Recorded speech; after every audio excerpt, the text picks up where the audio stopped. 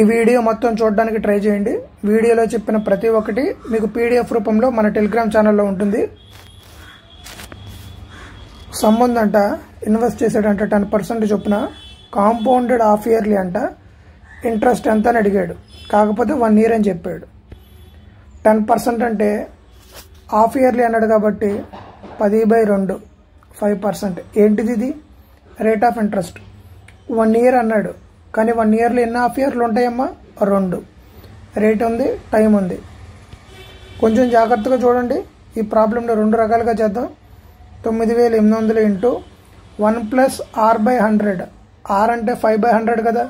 1 + r/100. ఈ r ప్లేస్లో 5 పెట్టుకుంటే టైం పీరియడ్ 2 అని ఉంది, అంటే 2 సార్లు వేయాలి. 441/400 సాల్వ్ చేస్తే ఆన్సర్ వస్తుంది. వేరే పద్ధతి కూడా ఉంది, జాగ్రత్తగా వినండి.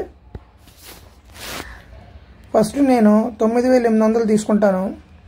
5% కదా, ఒక 5% కడతా. 10% అంటే 980, 5% అంటే 490. ఈ వచ్చిన ఇంట్రెస్ట్ని మళ్ళీ దీనికి కలుపుతాను. అప్పుడే కాంపౌండ్ ఇంట్రెస్ట్ క్యాలిక్యులేట్ చేసేది. కలిపితే ఎంత వచ్చింది? 0, 9, 2, ఇది ఒక 10. ఇప్పుడు దీని మీద కూడా ఇంకో 5% వేస్తా. 10% అంటే ఎంత? 1029. 5% అంటే /2 కదా. 51 సార్లు, ఇది ఒక 4 సార్లు 5. నన్ను అడిగింది టోటల్ కాంపౌండ్ ఇంట్రెస్టే కదా. 490కి 514.5 కలపండి. ఎంత వచ్చింది? ఇదే వచ్చింది. గుర్తుపెట్టుకోండి, ఈ అప్రోచ్ అయినా చేయొచ్చు, అలాగే ఈ అప్రోచ్ అయినా చేయొచ్చు. మీకు ఏది నచ్చితే, మీకు ఏది కన్వీనియంట్గా ఉంటే అదే చేయండి. ఈ బిట్టు చాలాసార్లు చెప్పా, మళ్ళీ చెప్తున్నా. ఎగ్జామ్ దగ్గరికి వస్తుంది కాబట్టి. డిఫరెన్స్ అడిగాడు మీడియన్కి, మోడ్కి. అసలు జనరల్గా మోడ్ అంటే ఏంటి? Repeated value, frequently repeated value, లేదంటే రిపీటెడ్ వాల్యూ. మీడియన్ అంటే ఏం చేయాలి? ఫస్ట్ ఇచ్చిన వీటన్నిటిని అసెండింగ్ ఆర్డర్లో రాయాలి. రాద్దాం రండి. అంటే చిన్న నెంబర్ నుంచి పెద్ద నెంబర్ వరకు. 2.1 ఉంది, 5 ఉంది, 6 ఉంది, 7 ఉంది, 8 ఉంది, తర్వాత 9.3 ఉంది, 11 ఉంది, 9.11 తర్వాత 10 ఉంది కదా, 10 ఉంది, తర్వాత 11 ఉంది, 11 తర్వాత 14 ఉంది, 14 తర్వాత 15 ఉంది, 16.5, 17, 19.21, 27 ఉంది, 2 31 ఉన్నాయమ్మా. తర్వాత ఒక 33 ఉంది. ఇచ్చిన దాన్ని ఏం చేయాలండి? ఫస్ట్ అసెండింగ్ ఆర్డర్లో రాయాలి. తర్వాత ఏం చేయాలమ్మా? కౌంట్ చేయాలి. ఎన్ని ఉన్నాయో లెక్క పెట్టాలి. నేను ఆల్రెడీ లెక్క పెట్టానండి, మొత్తం 17 ఉంటాయి. అడిగింది ఏంటిది? మీడియన్. 17 అనేది ఏంటిది? Odd number. ఆడ్ నెంబర్ వచ్చినప్పుడు మీడియన్కి ఫార్ములా ఏంటమ్మా? n + 1/2. n అంటే ఎంత? మొత్తం కలిపితే 17 ఉన్నాయి నెంబర్లో. 17 + 1/2 అంటే ఎంత? 9. 9th టర్మ్ అని చదవాలి. ఏమని చదవాలి? 9th టర్మ్, లేదంటే 9th నెంబర్ అని చదవాలి. 9 అనేది ఆన్సర్ కాదు. 2, 4, 6, 8. 9వ నెంబర్ ఏంటమ్మా? 14. అలాగే మోడ్ అంటే ఏంటి?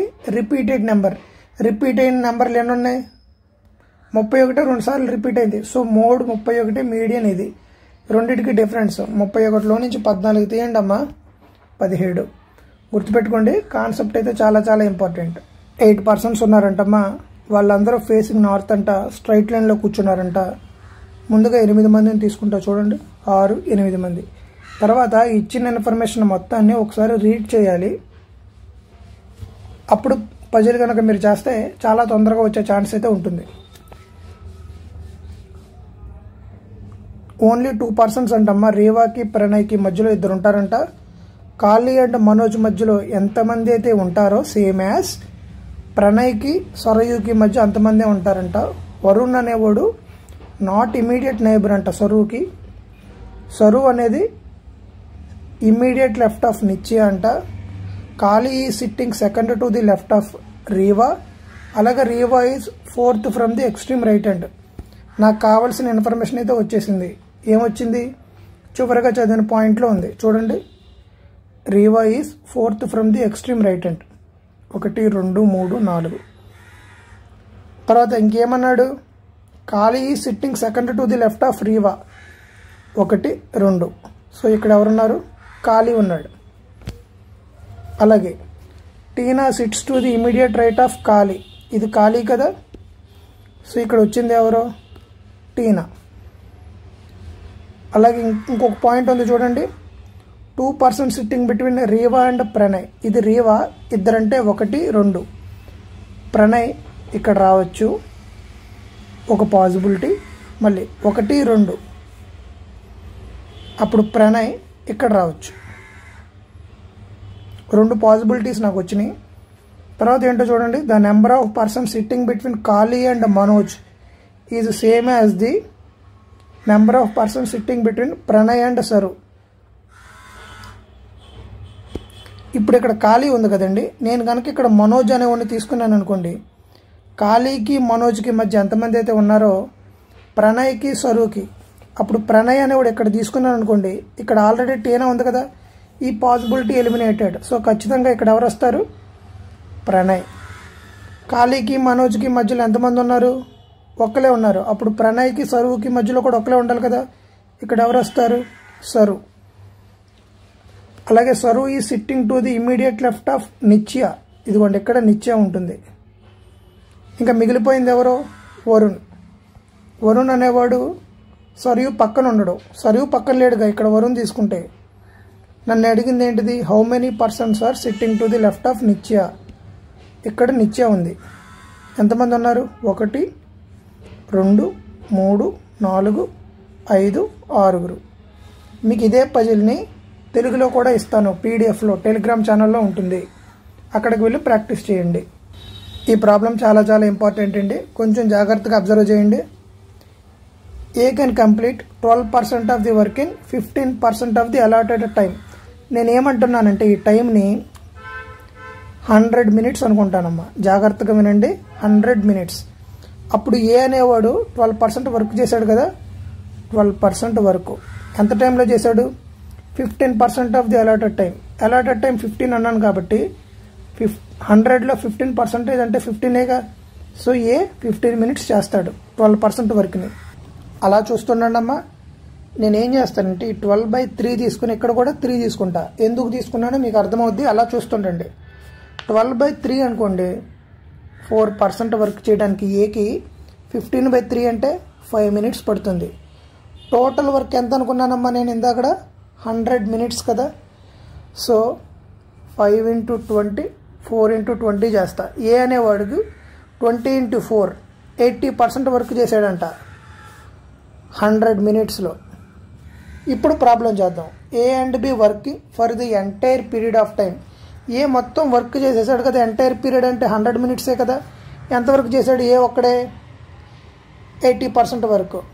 What portion of the work was done by B. B ఎంత చేయాలి ఇప్పుడు, ఏ 80% వర్క్ చేస్తే బి ఎంత చేయాలమ్మా, 20%. అయిపోయింది. ఇక్కడే కొంచెం లాజిక్స్ వాడా నేను, మీరు కూడా ఒక 2 సార్లు ప్రాక్టీస్ చేస్తే ఇంకా మర్చిపోరు. ఈ ప్రాబ్లం చూడండి, రెగ్యులర్గా ఎలా చేస్తాం, 14 students యావరేజ్ 20 అంటే 40 × 20 280. ఒక స్టూడెంట్ వెళ్ళిపోయాడు, ఇనిషియల్గా 14 అంటే ఒకటి వెళ్ళిపోవడం వల్ల 13. అయితే అప్పుడు యావరేజ్ డ్రాప్ అయిందంట 2 kg. 20లోంచి 2 తీస్తే 18. 13 18 ఎంత, 234. డిఫరెన్స్ ఎంత, 46. పెట్టి వెళ్ళిపోతారు. కానీ నెంబర్లు ఎంత ఈజీగా లేవు, నెంబర్లు పెద్దగా ఉంటే అప్పుడు టైం పడుతుంది కదా. అప్పుడు ఎలా చేయాలో నేను చెప్తాను, అది మీరు జాగ్రత్తగా ఫాలో అవ్వండి. గుర్తుపెట్టుకోండి, నెంబర్స్ పెద్దగా ఉంటే ఈ మెథడ్ వాడితే చాలా బాగుంటుంది. 14 మంది యొక్క యావరేజ్ 20 kgs కదా. నేను ఏం చేస్తానంటే 13 students + 1 student అని రాస్తా. ఈ 14 మందిని ఎంతంట, 20 kg. ఒక స్టూడెంట్ వెళ్ళిపోయాడంట, అప్పుడు ఎంతమంది ఉంటారు, 14లోంచి ఒకటి పోతే 13 మందే ఉంటారు. అప్పుడు యావరేజ్ డ్రాప్ అయిందంట ఎంత, 2 kg. ఇనిషియల్గా 20 kg డ్రాప్ అయింది కాబట్టి 18 kg. 20కి 18కి డిఫరెన్స్ ఎంత, 2.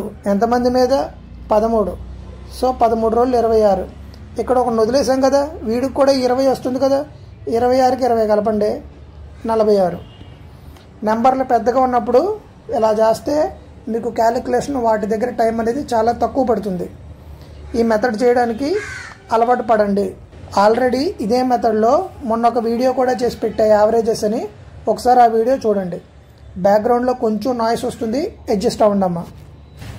సమ్ ఆఫ్ 2 నెంబర్స్ 17 అంటండి. And there squares x² + y² = 157 అంట.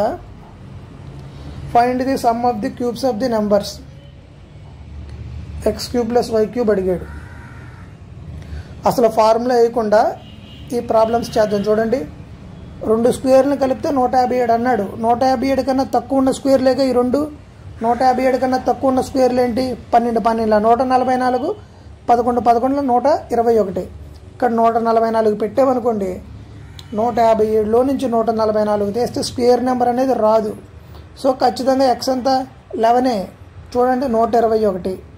157లో నుంచి 121 తీస్తే 36. ఇది స్క్వేర్ నెంబర్, ఇది స్క్వేర్ నెంబర్. అలాగే 11కి 6 కలిపితే ఎంత అన్నాడు? సమ్ చేస్తే 17. సరిపోయిందిగా. సో నాకు కావాల్సింది ఏంటి? క్యూబ్స్. 11 క్యూబ్ అంటే 1331. 6 క్యూబ్ అంటే 216. కలపండి, చివరిలో 7 ఉండాలి. ఇది కాదు, ఇది కాదు. ఒరిజినల్ పేపర్లో నన్ను ఉంటుంది, నన్ను అని ఉండదు, మనం ఇచ్చే దగ్గర ఉంటుంది కాబట్టి చేయాలి, తప్పదు. 1547. రెక్టాంగిల్కి ఏరియా ఇచ్చాడమ్మా, లెంత్ ఇంటూ బ్రెడ్త్ ఇచ్చాడు, లెంత్ వాల్యూ ఇచ్చాడు, పెరిమీటర్ 2l + b అడిగాడు. సాల్వ్ చేసి ఆన్సర్ కామెంట్ చేయండి అమ్మా. ప్రతి ఒక్కరూ చేయాలండి, మళ్ళీ చెప్తున్నా. మీకు తెలిసినా కానీ ప్రాక్టీస్ చేస్తూ ఉంటుంటే క్యాలిక్యులేషన్లో స్పీడ్ వచ్చుద్ది. రామ్దిన్ ఉన్నాడంట ఆఫీస్, ఇవ్వండి ఇది ఆఫీసు. ముందుగా డైరెక్షన్స్ ఇక్కడ వేస్తే చూడండి, నార్త్, సౌత్, ఈస్ట్, వెస్ట్.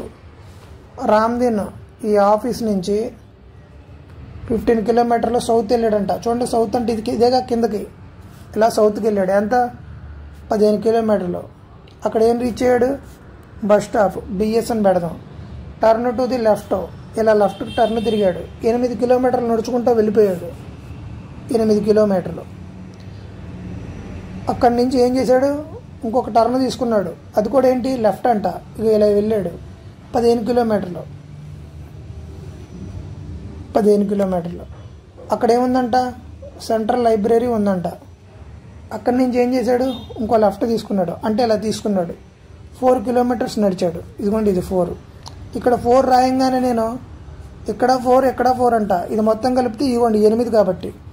నన్ను ఏమడిగాడంటే how far in which direction from hostel to ఇది ఆఫీస్. ఇదిగోండి, ఇది హాస్టల్, ఇది ఆఫీసు. అడిగింది హాస్టల్ నుంచి ఆఫీస్కా, ఆఫీస్ నుంచి హాస్టల్గా? Which direction is hostel? ఏ డైరెక్షన్లో ఉందమ్మా? ఈ డైరెక్షన్లో ఉంది. ఈ డైరెక్షన్లో ఏముందో చూడండి, ఈస్ట్. సో ఖచ్చితంగా ఈస్ట్ ఉండాలి. ఇది కాదు, ఇది కాదు, ఇది కాదు. అప్పుడు దూరం ఎంత ఉంటుంది చూడండి, ఈ ముక్క ఎంత దూరం? 4. 4th option. ఓన్లీ డైరెక్షన్స్ బట్టే నేను ఆన్సర్ పెట్టా. కొంచెం జాగ్రత్తగా చేయండి, సరిపోతుంది. ఈవినింగ్ ఇంకో వీడియో వస్తుంది, అది కూడా మొత్తం చూడడానికి ట్రై చేయండి.